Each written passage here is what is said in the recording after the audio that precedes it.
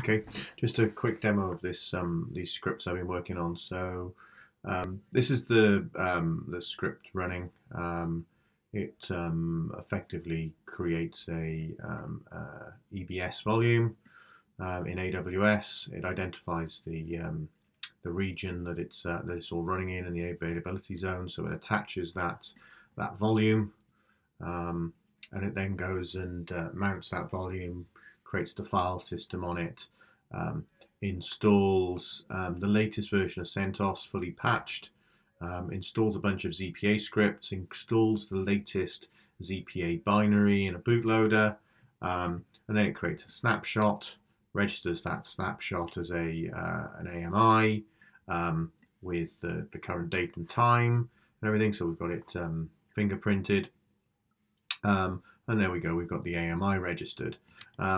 Now let's have a look in EC2. So this is the VM that the build is running on. It's just a standard CentOS build, but it goes off and the output is this AMI that gets registered. We can then copy this AMI to any region, and we could do that manually and then publish in the community marketplace. But that's not really where we want to be. That's where we are today, but it's not where we want to be. So the build script is running here, and it also references these. It stops these two scripts on here, provision and deprovision, and I'm not going to show those because of some of the funky API stuff that I'm doing. So let's just take a quick look in the administration interface for Zscaler and what's going on in there. So what I've got here are my existing connectors. I've got a provisioning key created, and the provisioning key is called AWS dash and then region name. And so what the script is going to do is it's going to go and look for a provisioning key. It's going to look at the region in which I provision the connector, and it's then going to go and request an appropriate provisioning key. So AWS US West, AWS US East, AWS EMEA Central, but we could also extend those scripts to go Azure EMEA Central, or Google Tokyo, or customer location A, location B, location C, whatever it has to be. So that gives us a lot of flexibility. Now the actual script that's running here also installs things like the AWS API tools, AMI tools. So it means that even though this connector image is built on AWS, we can export it to run on Hyper-V, to run in Azure, to run in VMware, to run in Zen. So, or we could even run it in SAP. And so we've got those scripts, and the API is going to go and could be used to then go and download those credentials. And indeed, the credentials that it's running as today actually copies a file from S3 that hold the credentials to log into the provisioning to ZPA today. So I've got a role here called connector, or a user called connector. It's in the connector provisioning role, and that connector provisioning role allows it to only access the connectors and therefore go and get keys and create and remove connectors. That's the only thing it's going to do. But actually, it's a step that we could simplify just by using proper key management and roles within AWS, because ZPA is running in AWS.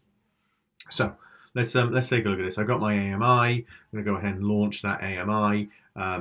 It's a T2 micro we're going to run it on today, but because this is the latest version of CentOS, it's got all the latest drivers. It enables the ENA driver, which means that we can deploy to an M5 or a C5. It'll support any instance type apart from these A types, which are RISC chips. We're going to launch this, and we're going to give it a role behavior called S3 profile access. So it's going to start up with a specific role, which means that any of the AWS commands that are running within my scripts run within that role profile, and that's going to enable it to copy across those credentials from S3. There are much better ways to do it, but that's how we've got it set it up today. Ideally, that role could be loaded into ZPA here, and it's that role that allows it to go and get the provisioning keys, and we skip a whole step. But that would need some development. So we're going to go ahead and launch this, and we could even skip this if we had the scripts running in the certain runtimes, runtime when it starts up and runtime when it shuts down. And just to think about why we're doing this, if it's a Docker instance, instantiate Docker, shut down Docker all the time. We want to be able to add it to the cloud programmatically and remove it from the cloud programmatically. And the reason why we want to remove it is to clean it up. We don't want the console cluttered, but we also want to simplify what our operations and engineering and monitoring in the back end as well. So it's important to do that. But we have customers that are instantiating instances programmatically once a week because they want to be running latest builds. They want to be patching, and the way they do that is just by creating a new instance. So the typical build to scale, build to fail, use your DevSecOps processes to make sure you can always get to a recoverable process, and let's do that programmatically. And that's why we want to have these connectors being provisioned and deprovisioned programmatically. So here's my new instance. Let's copy that to the clipboard. And what we're going to do, let's admin at there, and we're in. Okay, so let's see, and Zscaler is the password, and the script runs in /opt Zscaler bin, and we're going to call it provision, and it's going to take my my instance, my AIM role. It's going to use that. It's going to copy across a bit of JSON which contains the username and the password. It's going to use that, log on to the Zscaler administration interface, and provision itself. And I think there's a bit of a delay in copying files from S3, which was why that failed. But now we can ls opt Zscaler var, and we're actually provisioned. System CTL status ZPA connector -L. We can see that it's all up and running, and we've joined the cloud. And if we look in here and we go to the connectors and refresh, we can see that we've got connector 18 has just been deployed. So it's saying failure because it's just got to go through that cycle of checking are there any upgrades available, but it is the latest version. So that's interesting. Now let's go ahead and go /opt Zscaler bin deprovision. Let's run the same in reverse. And what it's going to do is going to look at the certificate on the connector, identify the connector instance name, and then go ahead again, copy those credentials over, connect to the cloud, delete it, and then we'll hopefully tidy up in the end.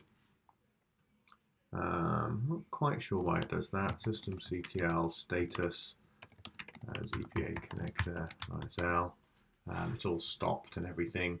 And if we refresh this now, it's deleted that instance. So we can add and remove connectors programmatically. It's obviously not something we want to roll out to customers until we've got some kind of API control, because it is connecting directly to the API to connect those keys and deprovision itself and do all those things. So this isn't something we can just roll out, but it's something that we really should be looking to utilize, not just in AWS, but across the board.